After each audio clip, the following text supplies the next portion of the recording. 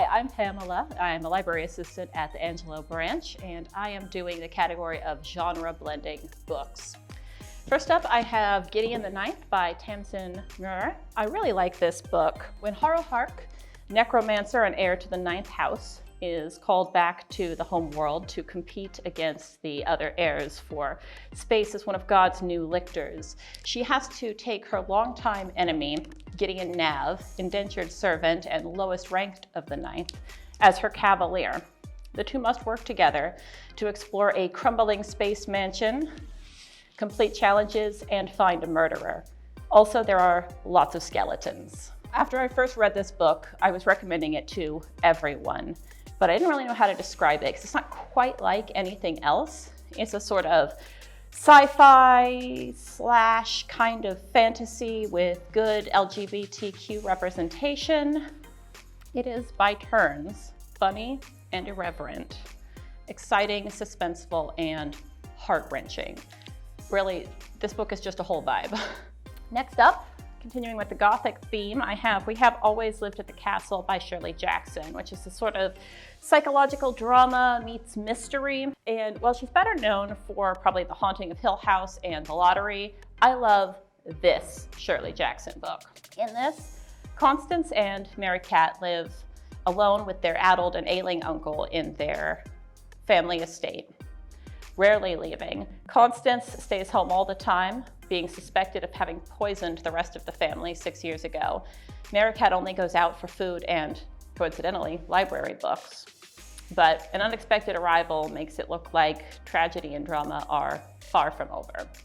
What this book gives you is when you reach the conclusion, it's not so much a surprise about what happened, but how it makes you feel about both the characters and yourself. That's what really gives it punch. The Princess Bride by William Goldman.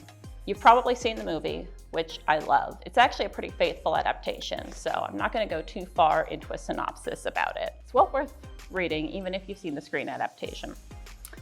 When the evil Prince Humperdinck kidnaps Buttercup, she's thrown into an adventure of kidnapping, pirates, eels, poison, revenge, torture, and miracles. Being both irreverent and funny, it calls on a lot of familiar tropes while staying fresh, self-aware, and grounded, which really makes it an enjoyable read. Last, I have The Twisted Ones by T. Kingfisher. It's just a sort of fantasy horror.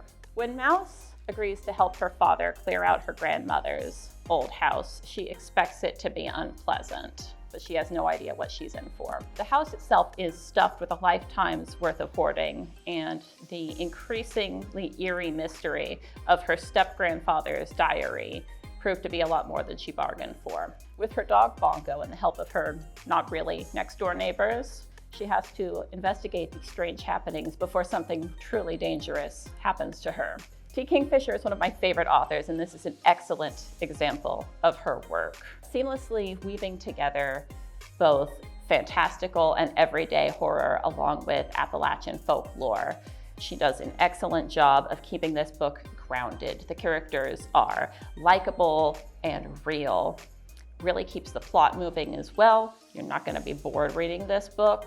And I absolutely defy anyone to come out of reading this without wishing that they too could have a mint julep with Foxy. That said, we're not going to talk about your likely reaction to definitely, probably, perfectly normal nocturnal sounds, though. These have been my picks for genre blending books. For more, check out wichitalibrary.org/readict.